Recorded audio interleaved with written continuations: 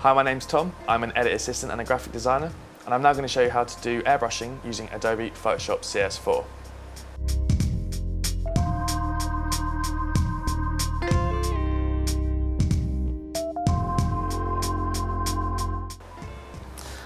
Okay, here we have an image of a lady's back, and she's got this slightly odd sunny star tattoo. And I'm going to be showing you how to remove that whilst keeping the same pigmentation of her skin. So there's one I made earlier in true Blue Peter fashion. Okay, so we're going to go back to our original image.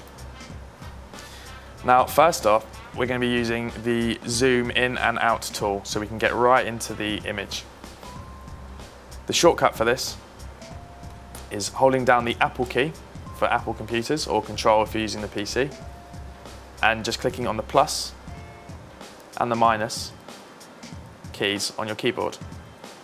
Alternatively, if you go down to your tool palette, at the bottom here you'll see a magnifying glass. If you click on that, it'll give you a magnifying glass with a plus sign in, and you can click and zoom in.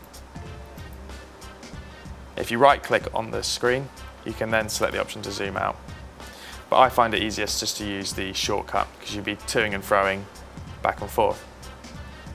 So the first tool I'm going to show you how to use is called the stamp tool. So if we come over to our tool palette here we have what looks like a stamp, or the shortcut for this is the letter S on your keyboard. So if that's selected, the first thing to note is that you can change the size of your brush. So if you come up to the menus here, you can change the master diameter or the hardness of the shape. So obviously if you're doing little fiddly bits, you're going to want smaller size brushes. If you just want to do it in one big whack, then you can obviously use a bigger size brush.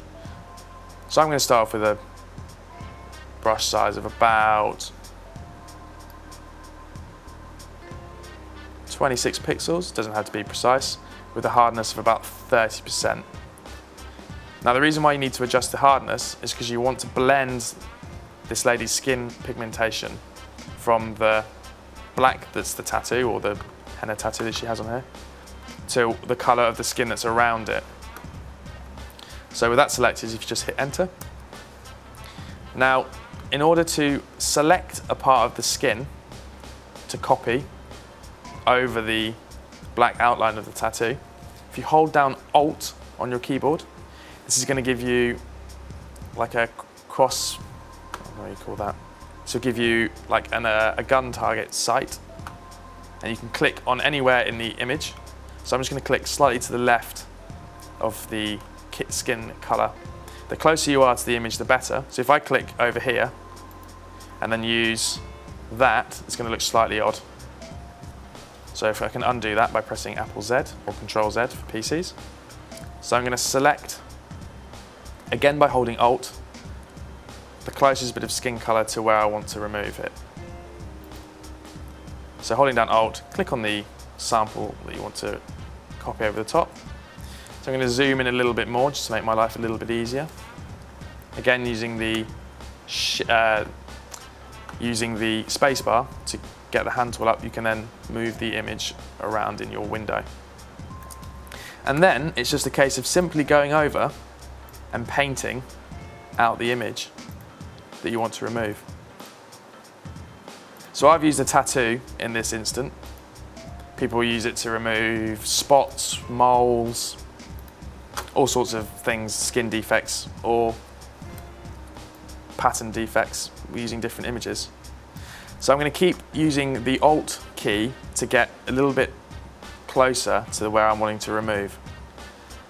So if I again click around about there, I can then just go through and paint out the strand of this star sun image. Now again, as you can see, I'm wanting to use a slightly smaller brush to get into the nooks and crannies. So if you go back up here, just shrink the brush size down, and as you can see it's getting a bit smaller. Hit enter to come out of that menu, and then you can just keep going around and painting, so forth. So for example, if you wanted to duplicate this image, if you highlight the area with a slightly bigger brush, hold down Alt, and click on the part of the tattoo, click elsewhere, you can now start painting in more strands, if that's what you wish to do, but we're obviously removing. So if you go to your history palette over here, you can step back in time if you've made a mistake. Just going to drag that out, it's just a little bit easier to see. As you can see, as I click further back in my history, the image is slowly being revealed, so we don't want that.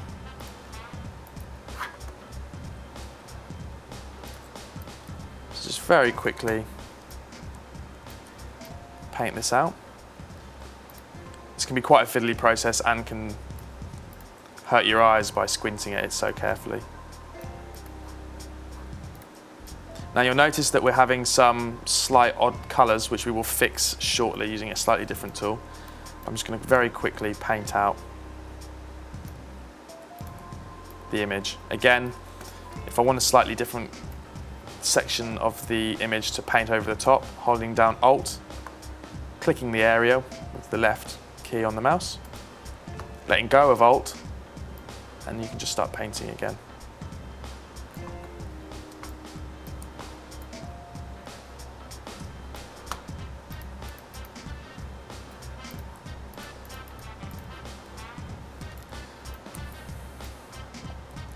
So this is just a very simple airbrushing effect.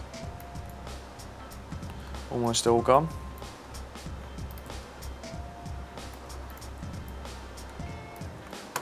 Right, so now we're going to zoom out. So as you can see, there are some slightly odd marks on her skin, which obviously looks a bit weird and it looks a bit like we've tried to cover up something. Now, in order to remove that, we're going to use the healing brush tool, which again, over in your tool palette, is this one here. It's got what looks like a little band-aid or a plaster there. Now, what this does is it takes the area of the image and blends it all together. So if you just click on certain parts of what looks a bit odd, it's going to suck out the image from around it and just paint over the top. So as you can see there, it's taken this part of the image and planted it above it, so we don't want that. So if you press Apple Undo, you can just slowly go around removing the image.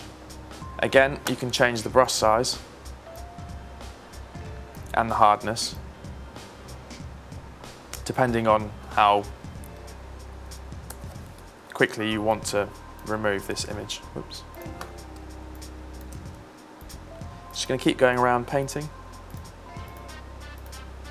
getting rid of the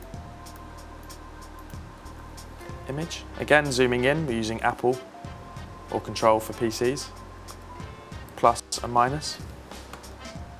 Just slowly remove some of the image. So if we zoom right out and we return to what was the previous image,